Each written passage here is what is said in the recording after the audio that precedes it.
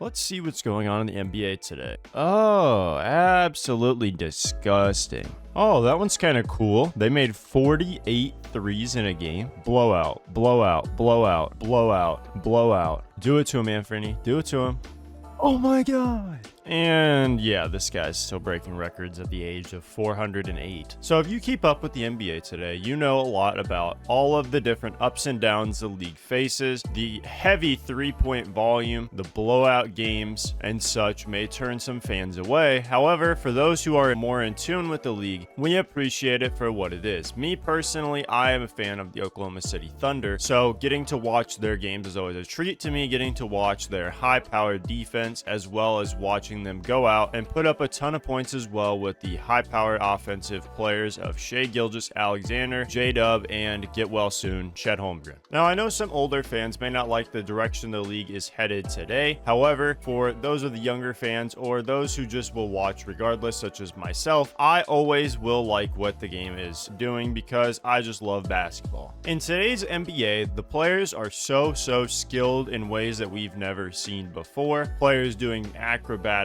layups that when done 20 or 30 years ago were seen as the play of the year, and now it's just your average Tuesday night layup. So many acrobatic dunks, so many deep threes, crazy handles, and all of those amazing plays are things we are treated with seeing on a night-to-night basis. We're witnessing some of the greatest longevity from older players that we've ever seen between Kevin Durant, James Harden, Steph Curry, and LeBron James, all still playing at high levels despite having a few more birthdays than the rest of the guys in the league. There are so many fun, amazing teams to watch in today's game, and on top of that, we get the thrill of not knowing who is going to win the NBA championship because there are so many great teams that are capable of doing it. Hello everyone, I'm Mason, and the NBA is better than you may think. Make sure to leave a like and subscribe to the channel if you have not already, because we are close to 1,100 subscribers, and I would appreciate it very much. Thank you guys again for all the love on the channel, and let's get straight into it. Today's NBA is driven a lot by offense. So part of enjoying today's NBA is enjoying the offensive aspect of the game. We currently have 15 players averaging 25 or more points per game, and 47 players averaging 20 or more. Offense is always going to be a fun thing for the casual fan, and seeing some of the ridiculous shots that these players of today can make, such as 35 footers effortlessly, LaMelo Ball looking like he's hooping with AirPods in, and some of the amazing posterizing dunks that we commonly get to see because of the player pool of today's NBA. Shai Gilgeous-Alexander, Giannis Antetokounmpo, De'Aaron Fox, Anthony Davis, Jason Tatum, Nikola Jokic, Anthony Edwards, Jalen Brunson, Devin Booker, Karl Anthony Towns, Paolo Banchero, LaMelo Ball, Donovan Mitchell, James Harden, Trae Young, Tyler Hero, Luka Doncic, Cade Cunningham, Kyrie Irving, Damian Lillard, LeBron James, Ja Morant, Victor Wembanyama, Tyrese Halliburton, Stephen Curry, and Kevin Durant. These are all notable names of today's NBA, and we get to watch all of these guys play on a nightly basis, which I think is one of the best parts of today's NBA, is that almost every team in the league has a superstar or all-star caliber player that is worth keeping an eye on. You can tune into a Sacramento Kings game and watch the lightning speed of De'Aaron Fox as he blows by defenders and gets easy looks at the basket. You can tune into Denver Nuggets games and watch Nikola Jokic put on absolute effortless masterclasses every single night, and he just continues getting better in what may be one of the greatest offensive peaks we have ever seen in the history of the NBA. You can tune into a New York Knicks game and see Jalen Brunson and Karl Anthony Towns duking it out and not knowing which one of them will have the better night, but both of them are so elite at creating their own shots. I could go on and on for hours talking about all of these players. However, it is a common theme that all of these guys are so talented and skilled in their own right, and they're all entertaining for their own reasons. Now, what also makes the league so special today is the playoffs themselves. In today's NBA, you can never really predict who is going to make it through the playoffs and get to the finals. At the start of the playoffs, the Dallas Mavericks had the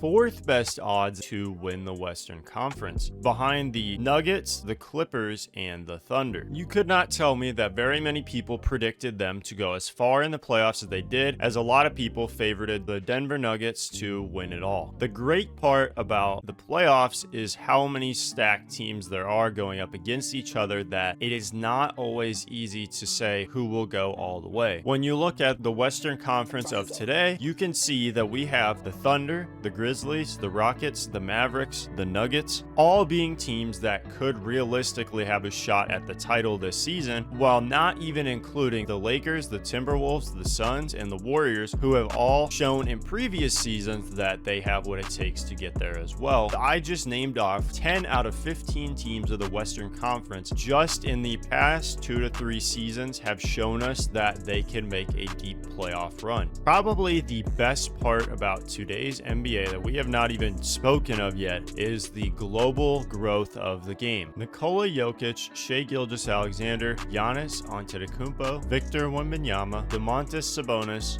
Luka Doncic, along with many more, are all elite players of today's NBA that are all from different countries than one another, meaning that now many countries in Europe all have a hometown player that they can root for. As of the beginning of last season, a record number of 125 international players were on opening night rosters, including 40 different countries and 6 different continents. Now, as of the time of the NBA Finals of 2023, in which the Denver Nuggets took down the Miami Heat in a 5-game series, NBA League Pass was seen to have a growth of 66% in Serbia. This can all be attributed to the dominance of Nikola Jokic. This is what I'm talking about with today's NBA, is that we have seen so many amazing players come from so many places all over the world. The number 1 pick in the last 2 NBA drafts was from France, and it is because of this that the game is expanding on a global scale. The NBA has also hosted international games in Europe, Asia, the Middle East, and in Latin America to help promote the game in preseason and exhibition matches. According to Forbes.com, over 75% of the NBA's social media followers are from outside of the US, and the league generated a record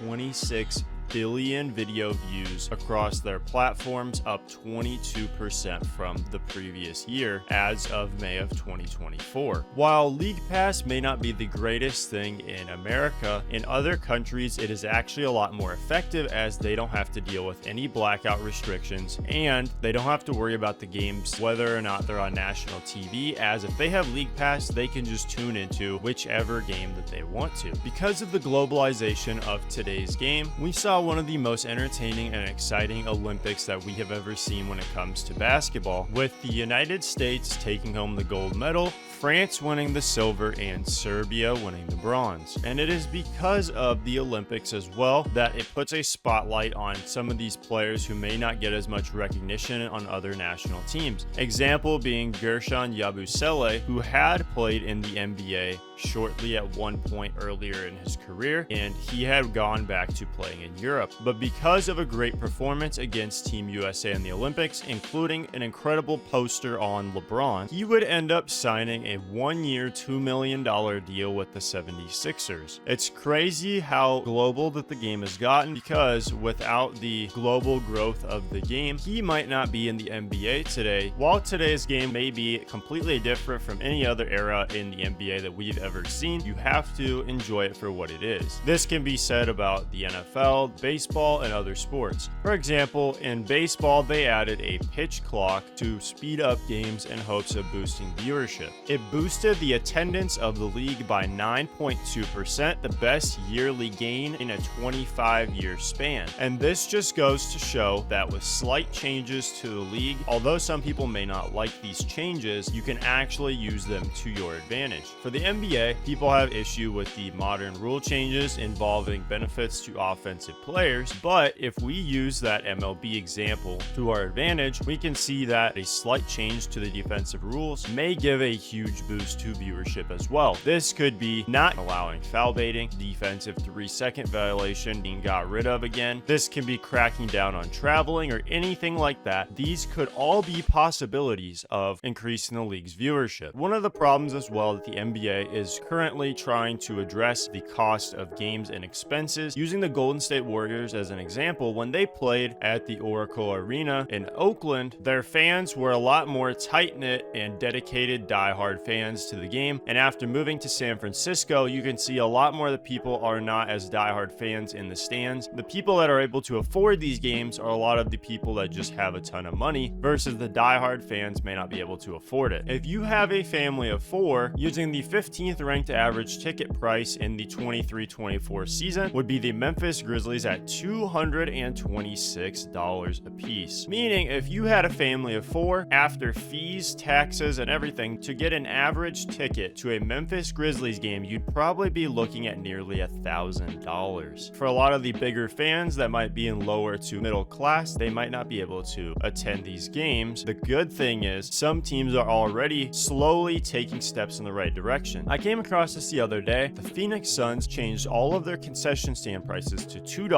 Hot dogs, water, soda, chips, popcorn, all of it $2. So that already is a step in the right direction, and I hope that a lot of the league will follow suit in making things more affordable for the fans, whether it's concessions, ticket prices, anything like that. It is a huge difference maker when it comes to people going to games. Now, if you've watched the NBA this season, you know that the Clippers play at their brand new Intuit Dome in Inglewood, California. Now, why this arena is so significant is the wall. If you don't know about the wall, it is an uninterrupted 51 rows of fans straight up to the Jumbotron pretty much, and these are only reserved for Clippers fans. It's pretty much like the NBA's version of a student section. Now, the reason this is so significant is there is a 6.5% difference in their opponent's free throw percentage shooting while at home and on the road. So in Clippers home games, their opponents shoot 72.8% from the free throw line. When the Clippers travel to play against an opponent, those opponents are shooting 79.3% from the line, meaning that already you can see that that fierce student section like environment is causing teams to miss more free throws, and the NBA is doing a good job with that. And I think going forward, the NBA should do more things like that to make the atmosphere a lot more intense when it comes to the home fans. The atmosphere of the NBA Cup final games in Las Vegas was not much to be proud of, as Giannis had a clutch block with under 2 minutes to go against Clint Capella, and the crowd didn't seem thrilled whatsoever, as even though this was a block that would end up helping them seal the game. Now, some teams have a very good playoff atmosphere, such as the Oklahoma City Thunder, then the Sacramento Kings, some of these teams that have a more loyal fan base. However, in the regular season, a lot of the teams could use some work. Now, the NBA may also still have some issues. However, the league seems to be doing okay as of right now, and I believe that going forward, Adam Silver will try to make more changes to try to see if we can grow the game, not just in other countries, but make the game a better product for the fans here in the US. Overall, I believe that the NBA is actually a lot better than people may claim, and it is still very exciting to tune into your favorite team's games. Unless you're a fan of the team like the Washington Wizards, I'm sorry, they're not as entertaining to watch as others, but we are lucky enough to have so many great exciting teams to watch in today's league. What do you guys think of the current state of the NBA? Do you think that going forward some changes should be made? Let me know down in the comments below. Thank you all for watching today's video. Make sure to leave a like and subscribe to the channel and turn on that notification bell so you never miss a new upload. And as always,